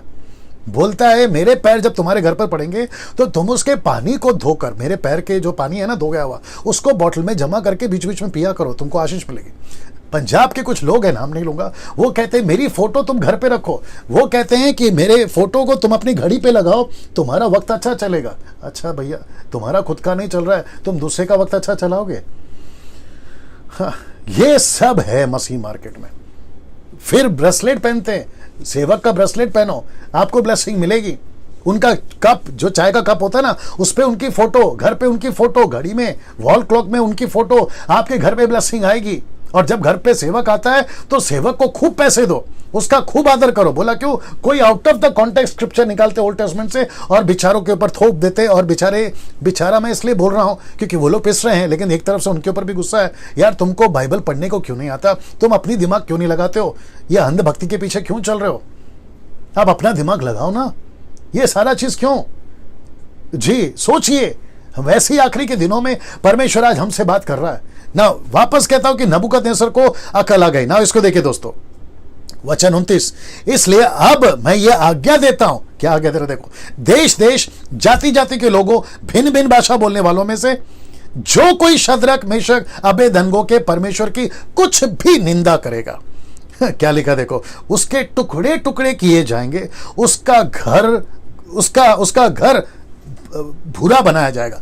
मतलब उसको पूरी तरह से खत्म कर दिया जाएगा। घर घूरा आगे आप समझदार है, घर घूरा बना दिया जाएगा, क्योंकि ऐसा कोई देवता नहीं जो इस रीति से शद्रक मेशक अबेदनगो को अगर बचा। ऐसा कोई देवता नहीं। यह शद्रक मेशक माफ करिए, नबूकदनेस्सर का स्टेटमेंट है। मैं वापस कहता हूं, यह है हमारा परमेश्वर। आप ताली बजा सकते हैं, यह है आपका परमेश्वर। आप प्रेज द लॉर्ड, हालेलुया, आप वो जो बेचते हो ना हार्ट वाला सिंबल या थंब वाला सिंबल भेजना शुरू करिए। यह है आपका परमेश्वर, उसकी महिमा के लिए, सिर्फ उसकी महिमा के लिए। ऐसा है आपका परमेश्वर। अच्छे अच्छे को हिला दिया था यार ओल्ड टेस्टमेंट में।